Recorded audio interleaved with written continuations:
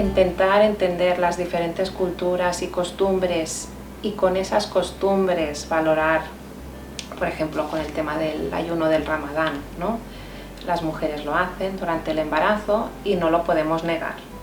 Entonces, pues hay gente que dice, pues no lo han de hacer, bueno, pues lo harán a escondidas, es mejor saber que lo hacen y darles consejos de cómo les vamos a hacer estas visitas, vamos a aumentar visitas, vamos a mirar en qué horario les va a ir mejor, qué son los problemas que nos podemos encontrar, pues vamos a preverlos, vamos a intentar detectarlos antes de tiempo, vayamos a avisar a las señoras de los signos de alarma y que puedan actuar y de esta manera conseguimos hacer un control de embarazo sano. Pero esto, incluso dentro de nuestro colectivo, hay veces gente que le cuesta entender, pues que no lo hagan, pues sí, no, bueno, es que lo van a hacer.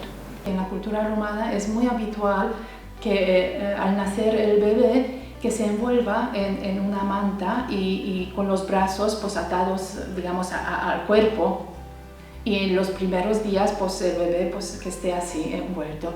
Y entonces las comadronas de aquí pues muchas veces surgía un conflicto con las mamás porque ellas no querían dejarlo libre, digamos, que pueda mover las manos y los pies.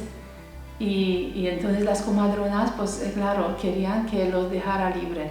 Y luego pues vi que hay estudios de varios científicos de Estados Unidos y que hablan de la importancia que tiene que en los primeros días de vida un bebé que esté pues atado, porque si está como atado, envuelto en una mantita, esto le da más seguridad y le ayuda a que desarrolle una personalidad más segura.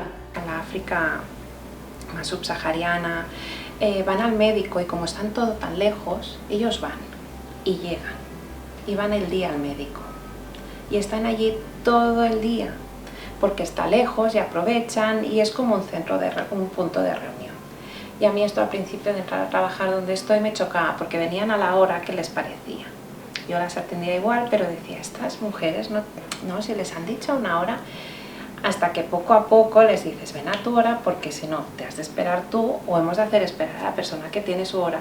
Nosotros ahora estamos muy insistentes con lo bueno que es hacer piel con piel, la mamá con el bebé nada más nacer, pero a lo mejor hay culturas que hasta que no lo limpias bien y le quitas los líquidos, lo consideran que no quieren tenerlo las madres y las madres te dicen, no, primero lávalo, primero límpialo y luego ya me lo pasas. La situación así que he vivido de pensar, cambia un poco el chip, fue esto, la forma de hablar con las nigerianas fue sobre todo, ¿no? Que las entrabas y veías que hablaban así fuerte y siempre tenías la sensación de que venían enfadadas.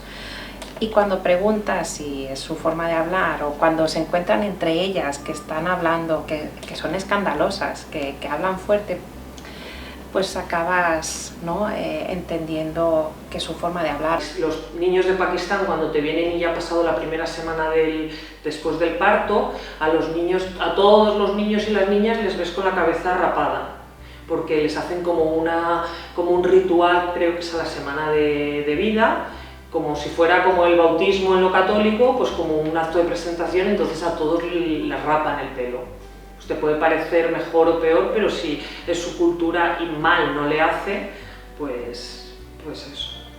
Por ejemplo, lo de poner el nombre a los niños, ¿no? Aquí ya te quedas embarazada, quien quiere saber el sexo ya sabe los nombres, y hay muchas culturas que depende de a qué hora nazca, se tiene que llamar a la familia, informar, deciden ese nombre, y esto, bueno, lo hemos de entender. No necesitamos el nombre tan rápido para este niño. De momento pongamos los apellidos de este niño, ya le pondrán un nombre, pero es como que a nosotros nos corre esta prisa de que tenga nombre ya y lo hemos de poner. Bueno, pues calma.